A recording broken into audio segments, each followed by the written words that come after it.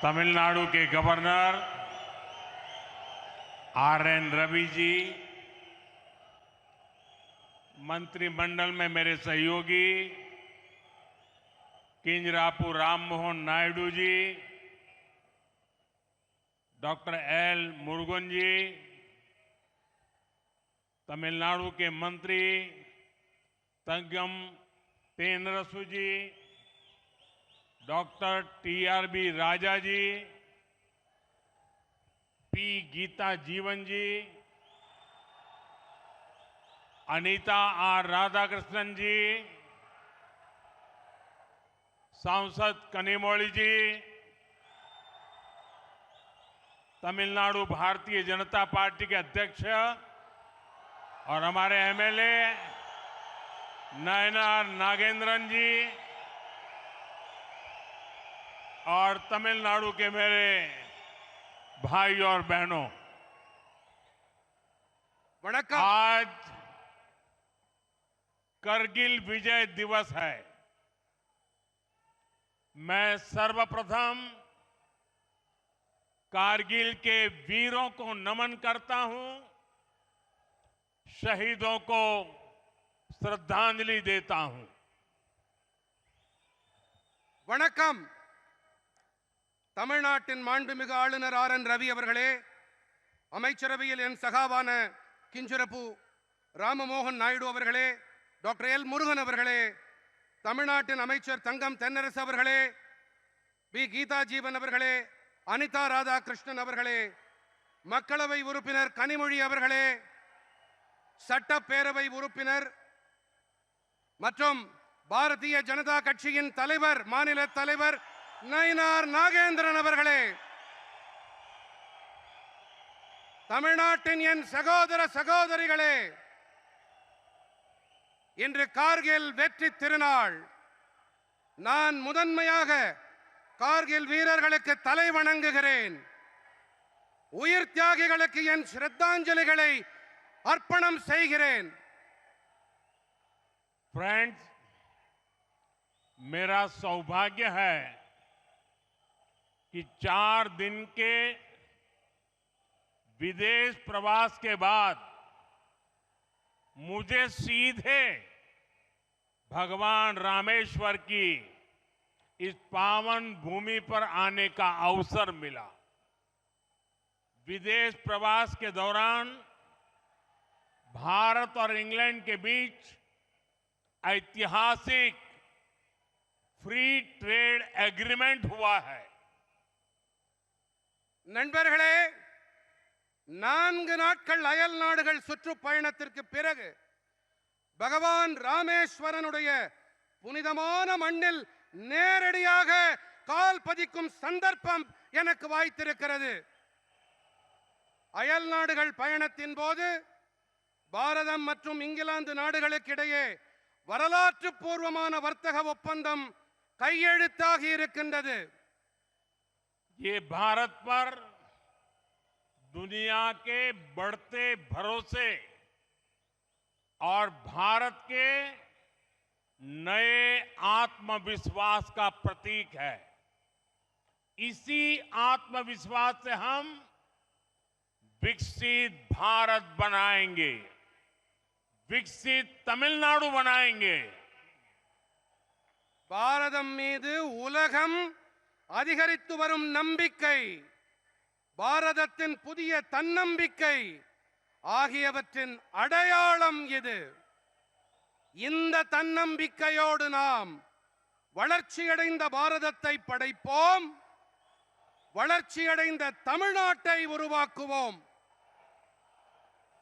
आज भी यहां भगवान रामेश्वर और भगवान तिरुचेंदूर मुरुगन के आशीर्वाद से तूतुकुड़ी में विकास का नया अध्याय लिखा जा रहा है। 2014 में तमिलनाडु को डेवलपमेंट के शिखर पर ले जाने का जो मिशन शुरू हुआ था, तूतुकुड़ी लगातार उसका साक्षी बन रहा है। இன்றும் கூட பகவான் ராமேஸ்வரன் அறுபடை வீட்டின் இரண்டாம் படை வீடாம் திருச்செந்தி நகருரையும் செந்தூர் முருகன் ஆகிய தெய்வங்களின் நல்லாசியோடு தூத்துக்குடியில் வளர்ச்சிப் பணிகளின் புதிய அத்தியாயம் எழுதப்பட்டு வருகின்றது. 2014ஆம் ஆண்டு தமிழ்நாட்டை வளர்ச்சியின் சிகரங்களுக்கு கொண்டு செல்லும் குறிக்கோள் பயணம் தொடங்கப்பட்டது. தொடர்ந்து அதன் சாட்சியாக தூத்துக்குடி ஆகிக் கொண்டிருக்கின்றது. फ्रेंड्स, पिछले साल फरवरी में मैंने यहां वीओ चिदंबरनार पोर्ट के लिए आउटर हार्बर कंटेनर टर्मिनल का शिलान्यास किया था। उस समय सैकड़ों करोड़ रुपए के प्रोजेक्ट का इनॉग्रेशन भी हुआ था। सितंबर में मैंने नए तूतुकुड़ी इंटरनेशनल कंटेनर टर्मिनल का लोकार्पण किया था। நண்பர்களே, கடந்த ஆண்டு பிப்ரவரி மாதம் நான் இங்கே வாவு சிதம்பரனார் துறைமுகத்திலே வெளிப்புற துறைமுக சரக்கு பெட்டி முனையத்திற்கான அடிக்கல் நாட்டினேன். பல நூற்றுக்கணக்கான கோடி ரூபாய் பெருமானம் உள்ள திட்டங்களை அப்போது நான் தொடக்கி வைத்தேன். செப்டம்பரிலே புதிய தூத்துக்குடி சர்வதேச சரக்கு பெட்டி முனையத்தை குடிமக்களுக்கு நான் அர்ப்பணம் செய்தேன். आज एक बार फिर यहां 4800 करोड़ रुपीस के प्रोजेक्ट का लोकार्पण और शिलान्यास किया गया है। इनमें एयरपोर्ट, हाईवेज, पोर्ट्स और रेलवे के प्रोजेक्ट्स हैं और पावर सेक्टर से जुड़े अहम इनिशिएटिव भी हैं। मैं आप सभी को, तमिलनाडु की जनता को इसकी बहुत बहुत बधाई देता हूं। இன்று 4800 கோடி ரூபாய் பெருமானம் உள்ள திட்டங்கள் மக்களுக்கு அர்ப்பணிக்கப்படவும் இருக்கின்றன, அடிக்கல் நாட்டப்படவும் இருக்கின்றன. இவற்றில் விமான நிலையங்கள், நெடுஞ்சாலைகள், துறைமுகங்கள் மற்றும் ரயில்வே துறையின் திட்டங்களோடு எரிசக்தி துறை சார்ந்த முக்கியமான முன்னெடுப்புகள் இருக்கின்றன. நான் உங்கள் அனைவருக்கும், தமிழ்நாட்டின் மக்களுக்கும் இதன் பொருட்டு வாழ்த்துக்களை தெரிவித்துக் கொள்கிறேன். साथियों, इंफ्रास्ट्रक्चर और एनर्जी ये किसी भी स्टेट के डेवलपमेंट की बैकबोन होते हैं। इन 11 इयर्स में इंफ्रा और एनर्जी पर हमारा फोकस ये बताता है कि तमिलनाडु का विकास हमारी कितनी बड़ी प्रायोरिटी है। आज की सभी परियोजनाएं भी तूतुकुड़ी और तमिलनाडु को कनेक्टिविटी, क्लीन एनर्जी और नई अपॉर्चुनिटीज का हब बनाएगी। நண்பர்களே, உள்கட்டமைப்பு மற்றும் எரிசக்தி இவை எந்த ஒரு மாநிலத்தின் முன்னேற்றத்திற்கும் முதுகெலும்பு போன்றவை. இந்த 11 ஆண்டுகளிலே உள்கட்டமைப்பு மற்றும் எரிசக்தி துறைகளின் மீது நமது முனைப்பான கவனம் நமக்கு என்ன தெரிவிக்கிறது என்றால், தமிழ்நாட்டின் வளர்ச்சி நமக்கு எத்தனை முதன்மையானது என்பதைத்தான். இன்றைய அனைத்து திட்டங்களும் இணைப்பு திறன், மாசேற்படுத்தா எரிசக்தி மற்றும் புதிய வாய்ப்புகள் ஆகியவற்றின் மையப்புள்ளியாக தூத்துக்குடியையும் தமிழ்நாட்டையும் உருவாக்கும்.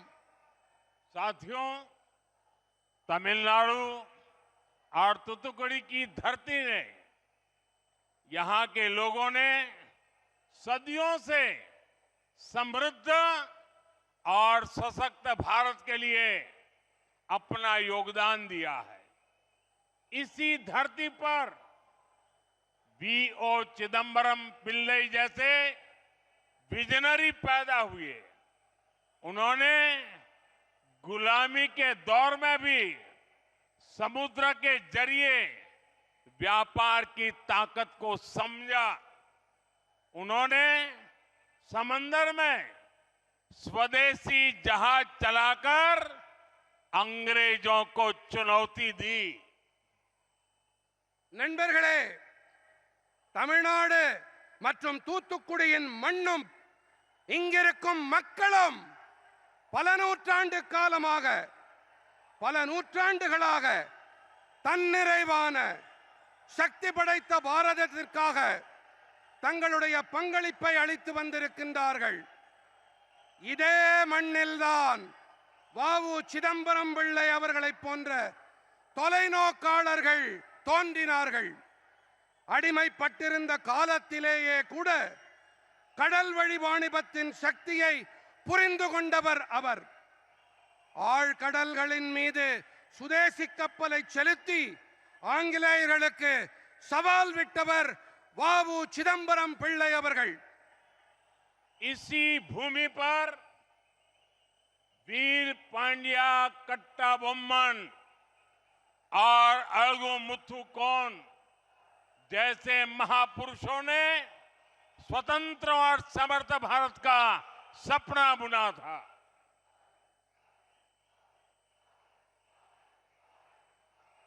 இந்த மண்ணில்தான் வீரபாண்டிய கட்டபொம்மன், அழகுமுத்துக்கோன் போன்ற மாமனிதர்கள் சுதந்திரமான வல்லமை மிகு பாரதம் படைக்கும் கனவை காணச் செய்தார்கள். सुब्रमण्यम भारती जैसे राष्ट्र कवि का जन्म भी यहीं पास में हुआ था।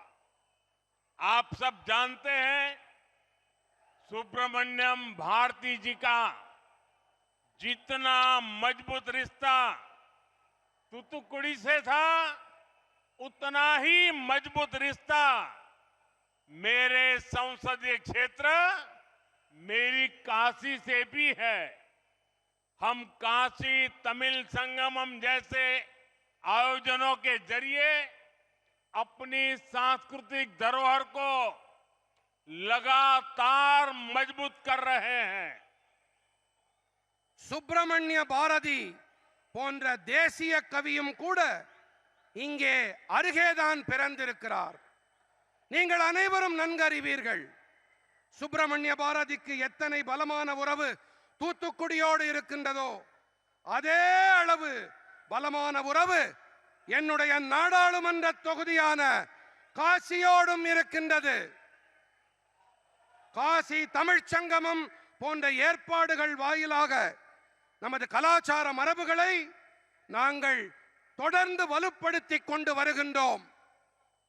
फ्रेंड्स, मुझे याद है पिछले वर्ष ही मैंने तूतुकुड़ी के प्रसिद्ध पर्ल्स बिल गेट्स को उपहार में दिए थे। वो पर्ल्स उन्हें बहुत पसंद आए थे। यहां के पांड्या पर्ल्स एक समय पर पूरी दुनिया में भारत की इकोनॉमिक पावर का सिंबल हुआ करते थे। நண்பர்களே, கடந்த ஆண்டுதான் நான் தூத்துக்குடியின் பிரபலமான முத்துக்களை பில்கேட்ஸுக்கு பரிசாக அளித்தது எனக்கு நன்றாக நினைவிருக்கின்றது. அவருக்கு அந்த நல்முத்துக்கள் மிகவும் பிடித்திருந்தது.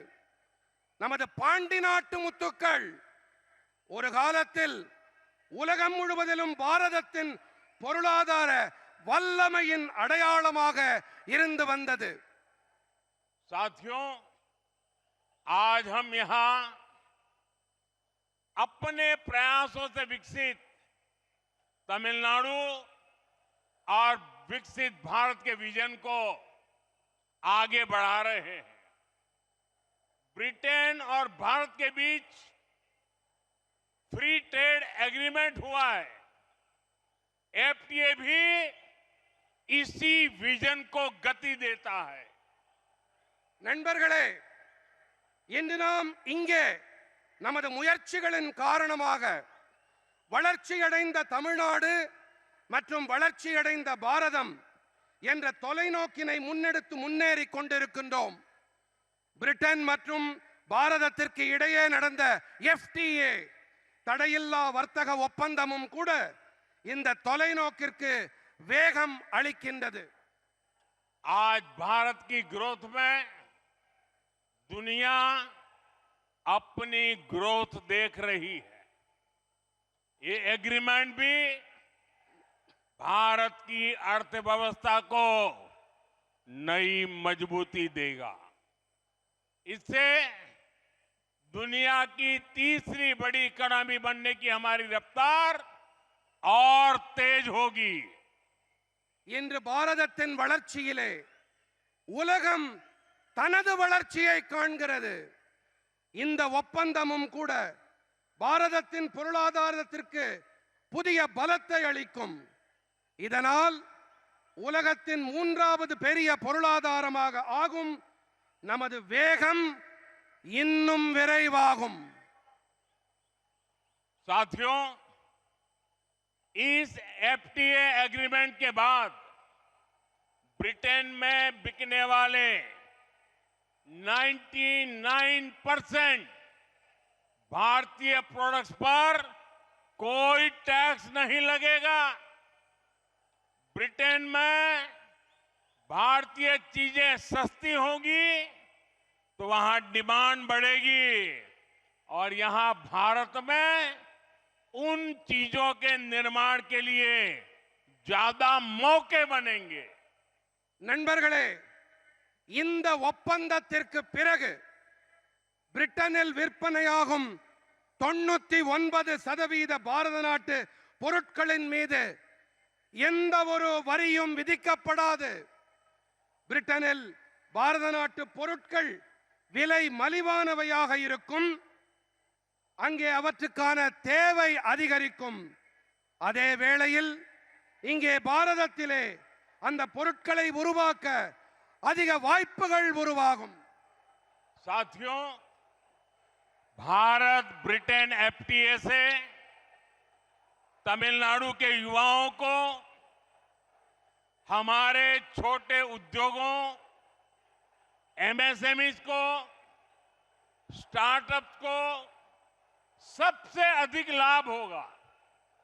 इससे इंडस्ट्री हो, हमारे मछुआरे भाई बहन हो या फिर रिसर्च और इनोवेशन, सबके लिए फायदा ही फायदा है। நண்பர்களே, பாரதம் பிரிட்டன் நாடுகளின் தடையில்லா வணிக ஒப்பந்தம் எஃப்டிஏ நம் நாட்டு இளைஞர்களுக்கு, நமது சிறு குறு நடுத்தர தொழில்துறைக்கு, நம்முடைய ஸ்டார்ட் அப்புகளுக்கு மிகுந்த ஆதாயத்தை ஏற்படுத்தி கொடுக்கும். இதனால் தொழில்துறையாகட்டும், நமது மீனவர்களாகட்டும், அல்லது ஆய்வுகள் மற்றும் புதுமைகள் படைத்தலாகட்டும், அனைவருக்கும் ஆதாயங்கள் கிடைக்கும். साथियों, आज भारत सरकार का मेक इन इंडिया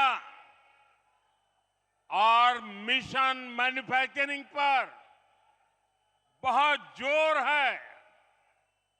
आप सभी ने अभी ऑपरेशन सिंदूर के दौरान मेक इन इंडिया की ताकत देखी है। आतंक के ठिकानों को मिट्टी में मिलाने में मेड इन इंडिया हथियारों की बड़ी भूमिका रही है।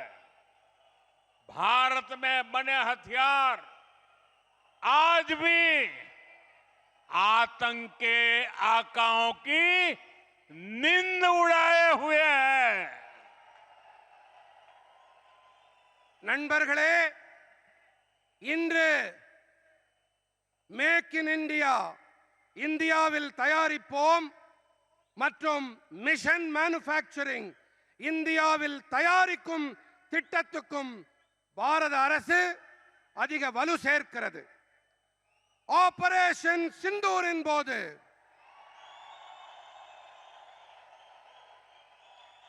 இந்தியாவில் தயாரிப்போம் குறிக்கோளின் பலத்தை கண்கூடாக பார்த்திருப்பீர்கள்.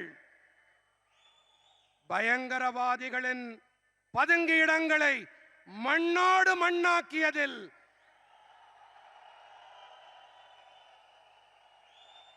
இந்தியாவில் தயாரிக்கப்பட்ட ஆயுதங்களின் பெரும் பங்களிப்பு இருந்தது.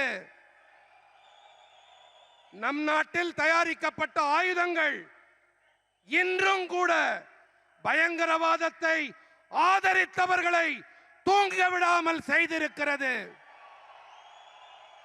फ्रेंड्स, तमिलनाडु के पोटेंशियल का पूरा इस्तेमाल करने के लिए भारत सरकार तमिलनाडु के इंफ्रास्ट्रक्चर को आधुनिक बनाने का प्रयास कर रही है। तमिलनाडु में हम पोर्ट इंफ्रास्ट्रक्चर को हाईटेक बना रहे हैं, साथ ही एयरपोर्ट, हाईवेज और रोडवेज को भी आपस में इंटीग्रेट कर रहे हैं।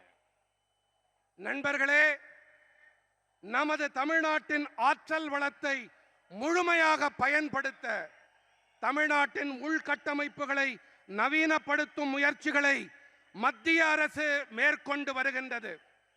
தமிழ்நாட்டிலே நாங்கள் துறைமுக கட்டமைப்பை உயர் தொழில்நுட்பம் உடையதாக ஆக்கி கொண்டிருக்கின்றோம்.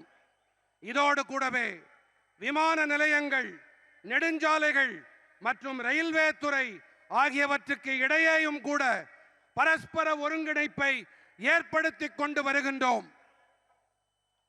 आज तूतुकुड़ी एयरपोर्ट के नए एडवांस टर्मिनल का शुभारंभ इसी दिशा में एक और बड़ा कदम है।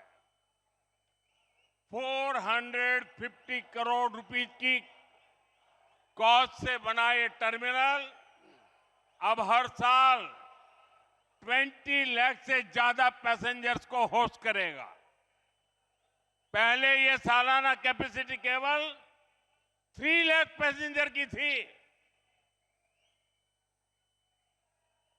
இன்று தூத்துக்குடி விமான நிலையத்தின் புதிய மேம்படுத்தப்பட்ட முனையத்தின் தொடக்க விழா இந்த திசையிலே மேலும் ஒரு பெரிய முன்னெடுப்பாகும்.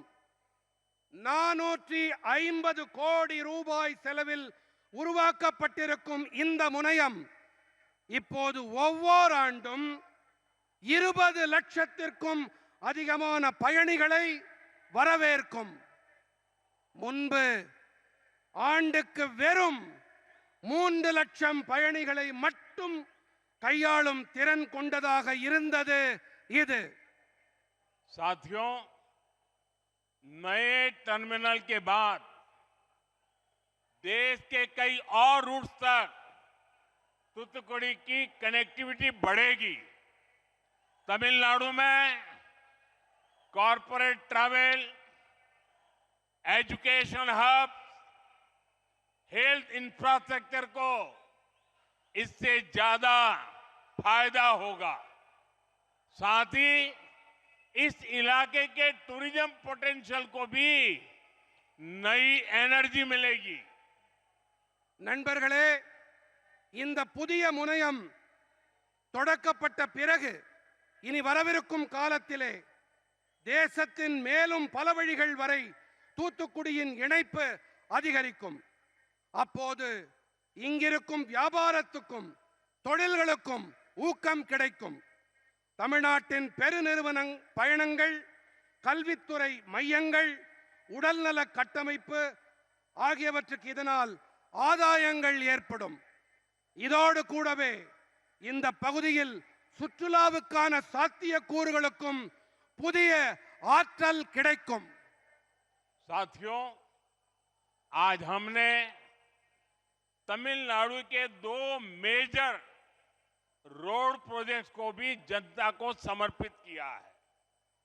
करीब 2500 करोड़ रुपीस से बनी ये रोड्स 2 मेजर डेवलपमेंट एरिया को चेन्नई से जोड़ने जा रही है। इन रोड्स की वजह से डेल्टा जिलों से चेन्नई की कनेक्टिविटी और बेहतर हुई है। நண்பர்களே, இன்று நாம் தமிழ்நாட்டின் 2 பெரிய சாலை கட்டமைப்புகளையும் கூட மக்களுக்கு அர்ப்பணித்திருக்கின்றோம்.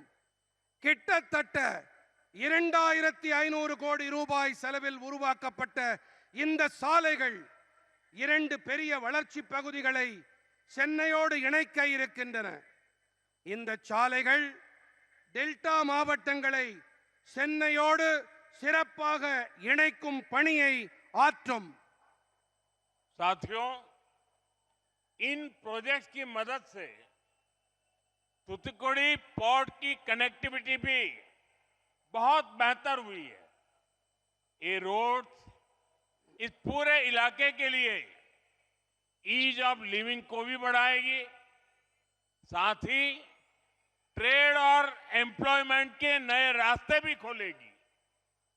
நண்பர்களே, இந்த திட்டங்களின் உதவியோடு தூத்துக்குடி துறைமுகத்தின் இணைப்பும் கூட இன்னும் சிறப்பாக ஆகியிருக்கிறது.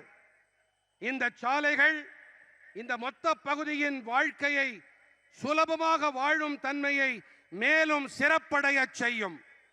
இது கூடவே வர்த்தகம், வேலை வாய்ப்புக்குமான புதிய பாதைகளும் திறக்கும்.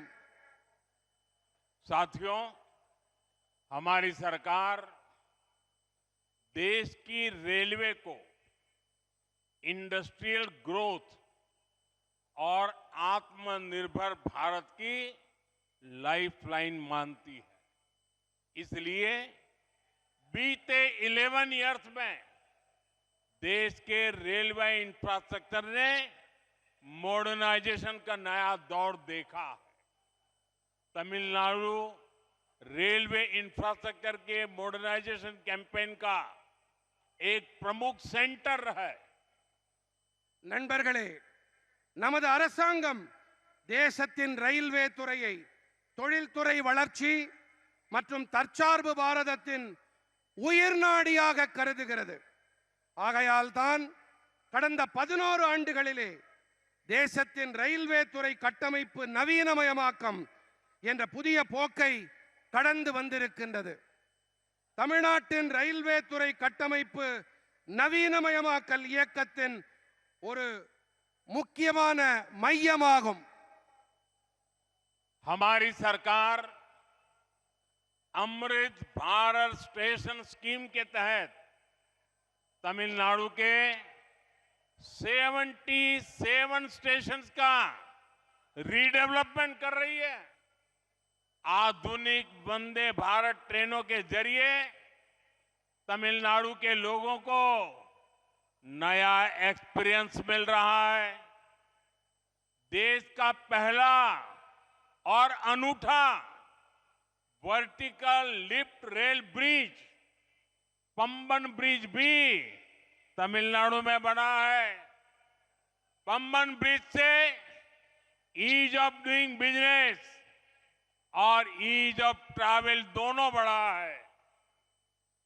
நமது அரசாங்கம் அமுத பாரத நிலையங்கள் திட்டத்தின்படி தமிழ்நாட்டின் 77 நிலையங்களின் மறுமேம்பாட்டை மேற்கொண்டு வருகின்றது.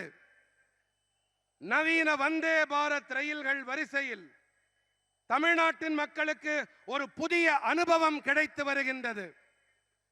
தேசத்தின் முதல் மற்றும் தனித்தன்மை வாய்ந்த செங்குத்து தூக்கு ரயில் பாலமான பாம்பன் பாலமும் கூட தமிழ்நாட்டில் தான் உருவாக்கப்பட்டிருக்கின்றது. பாம்பன் பாலத்தால் வியாபாரம் செய்வதில் சுலபத்தன்மை மற்றும் பயணிப்பதில் சுலபத்தன்மை இரண்டுமே அதிகரித்திருக்கின்றது.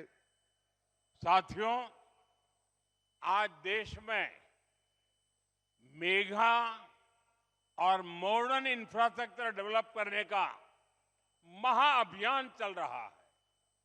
कुछ दिन पहले शुरू हुआ जम्मू कश्मीर का चिनाब ब्रिज इंजीनियरिंग मार्वल है.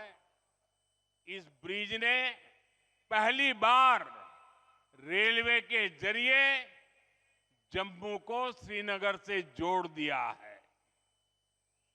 நண்பர்களே, இன்று தேசத்திலே மிகப்பெரிய மற்றும் நவீன கட்டமைப்புகளை மேம்படுத்தும் மாபெரும் வேள்வி நடைபெற்று வருகின்றது.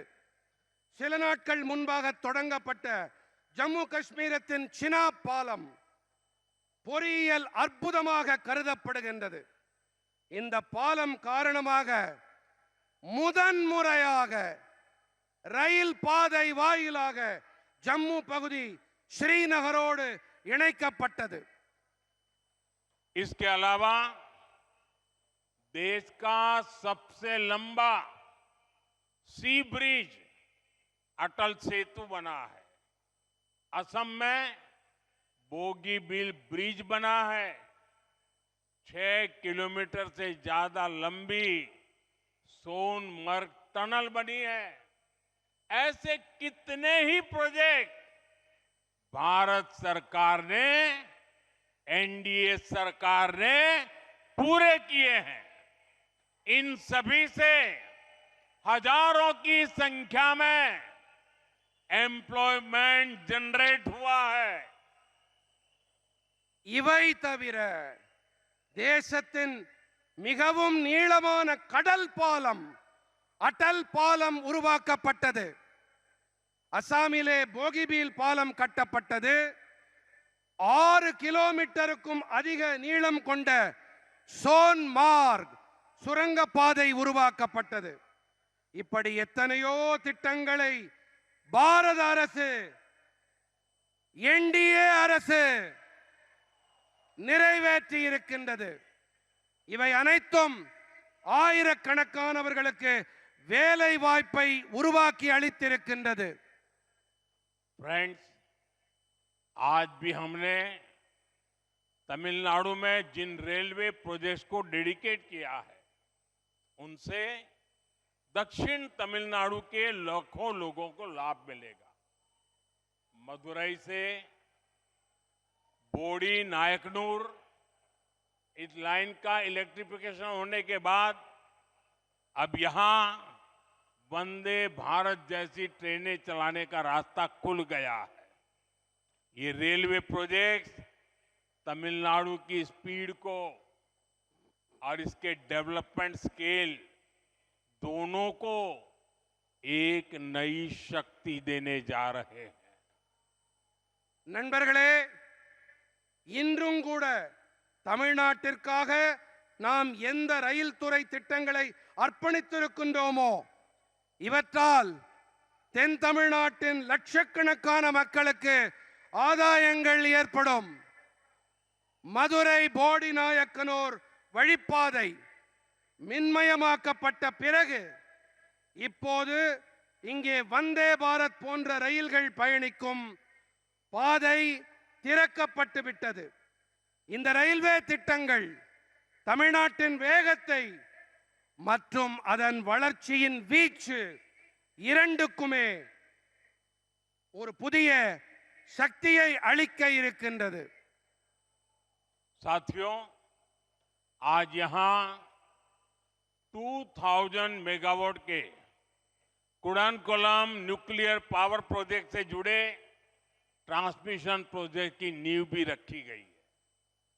करीब 550 करोड़ रुपए की लागत से बनने वाला ये सिस्टम आने वाले वर्षों में देश को क्लीन एनर्जी देने में बड़ी भूमिका निभाने वाला है.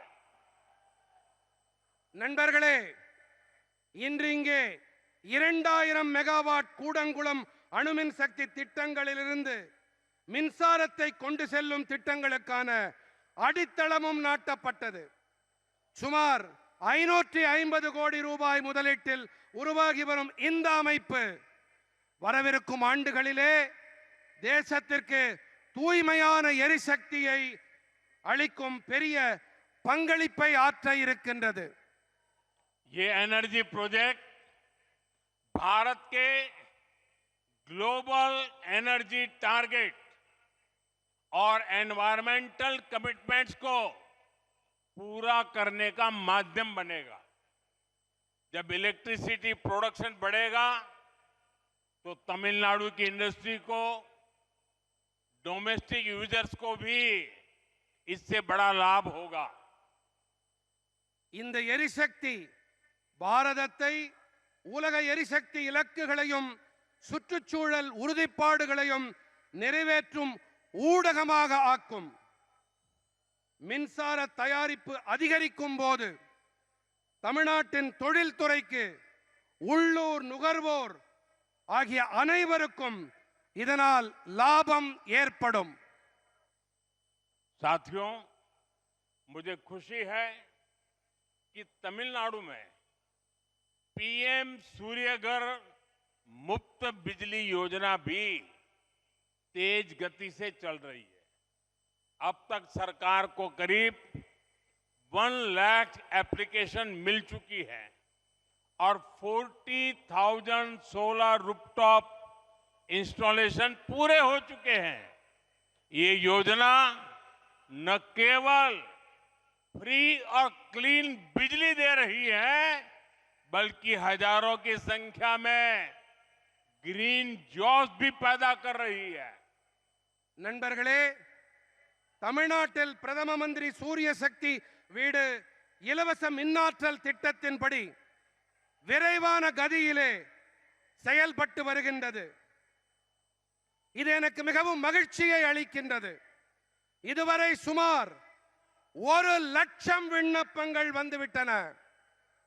40,000 சூரிய சக்தி கூரை மீதான கருவிகள் பொருத்தப்பட்டு விட்டன. இந்த திட்டம் இலவசமானது. மாசேற்படுத்தா மின்சக்தியை அளிப்பது மட்டுமல்ல, ஆயிரக்கணக்கான எண்ணிக்கையில் பசுமை வேலை வாய்ப்புகளை உருவாக்கி கொண்டும் வருகின்றது.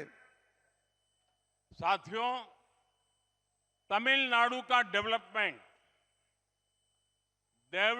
तमिलनाडु का सपना, ये हमारा कोर कमिटमेंट है। हमने तमिलनाडु के डेवलपमेंट से जुड़ी पॉलिसीज को निरंतर प्राथमिकता दी है। நண்பர்களே, தமிழ்நாட்டின் வளர்ச்சி, மேம்பட்ட தமிழ்நாடு என்ற கனவு, இவை நமது முக்கியமான உறுதிப்பாடுகளாகும். நாங்கள் தமிழ்நாட்டின் வளர்ச்சியோடு தொடர்புடைய கொள்கைகளுக்கு தொடர்ந்து முதன்மை அளித்து வந்திருக்கின்றோம். पिछले 1 दशक में केंद्र सरकार ने डिवॉल्यूशन के जरिए तमिलनाडु को 3 लाख करोड़ रुपए भेजे हैं। ये अमाउंट पिछली यूपीए सरकार द्वारा भेजी गई राशि की तुलना में मोर देन 3 टाइम्स है। கடந்த தசாப்தத்திலே மத்திய அரசு நிதி ஒதுக்கீடு என்ற வகையிலே தமிழ்நாட்டுக்கு 3 லட்சம் கோடி ரூபாயை அளித்திருக்கின்றது. இந்த தொகை கடந்த யூபிஏ அரசாங்கம் வாயிலாக அளிக்கப்பட்ட தொகையோடு ஒப்பீடு செய்யும் போது 3 மடங்குக்கும் அதிகமானது. इन 11 इयर्स में तमिलनाडु को 11 न्यू मेडिकल कॉलेजेस मिले हैं। पहली बार कोस्टल एरियाज में फिशरीज सेक्टर से जुड़े समुदायों की किसी सरकार ने इतनी चिंता की है। ब्लू रिवॉल्यूशन के जरिए हम कोस्टल इकोनॉमी को विस्तार दे रहे हैं। இந்த 11 ஆண்டுகளிலே தமிழ்நாட்டுக்கு 11 புதிய மருத்துவக் கல்லூரிகள், முதன்முறையாக கரையோர பகுதிகளின் மீன்பிடி துறையோடு தொடர்புடைய சமூகங்களுக்கு எந்த ஒரு அரசும் இத்தனை கரிசனத்தையும் அக்கறையையும் வெளிப்படுத்தியதே இல்லை. நீல புரட்சி வாயிலாக நாங்கள் கரையோர பொருளாதாரத்திற்கு விரிவாக்கம் அளித்து வருகின்றோம். साथियों, आज तूतुकुड़ी के ये धरती विकास के नए अध्याय की साक्षी बन रही है। कनेक्टिविटी, पावर ट्रांसमिशन, इंफ्रास्ट्रक्चर के सारे प्रोजेक्ट विकसित तमिलनाडु, विकसित भारत का सशक्त आधार बनाने वाले हैं। मैं एक बार फिर तमिलनाडु के अपने सभी परिवारजनों को इन सारे प्रोजेक्ट्स के लिए बहुत बहुत बधाई देता हूं। बहुत बहुत धन्यवाद। நண்பர்களே, தூத்துக்குடியின் இந்த மண் ஒரு புதிய புரட்சியின் சாட்சியாக ஆகி வருகின்றது. இணைப்பு, மின் பரிமாற்றம், கட்டமைப்பு என இந்த அனைத்து திட்டங்களும் வளர்ச்சியடைந்த தமிழ்நாடு, வளர்ச்சியடைந்த பாரதத்தின் பலம் வாய்ந்த ஆதாரங்களாக ஆக இருக்கின்றன. நான் மீண்டும் ஒரு முறை தமிழ்நாட்டின் அனைத்து குடும்ப உறுப்பினர்களுக்கும் இந்த அனைத்து திட்டங்களுக்குமான என்னுடைய இதயம் கனிந்த நல்வாழ்த்துக்களை தெரிவித்துக் கொள்ளுகிறேன். பல பல நன்றிகள். मेरी एक और प्रार्थना है। आज मैं देख रहा हूं कि आप लोगों का उत्साह बहुत ज्यादा ही है, तो एक काम करिए, अपना मोबाइल फोन निकालिए और मोबाइल फोन की फ्लैश लाइट से ये नए एयरपोर्ट का गौरव बढ़ाइए। நண்பர்களே, இன்று நான் உங்களுடைய கரை புரண்டு ஓடும் உற்சாகத்தை காண்கிறேன். இந்த உற்சாகத்தின் வெளிப்பாடாக உங்கள் மொபைல் பேசியை எடுத்து ஒளியை காட்டுங்கள்.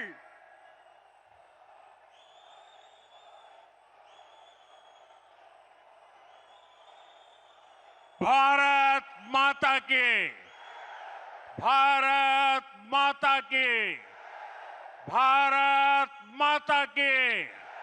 बहुत बहुत धन्यवाद। वणक्कम।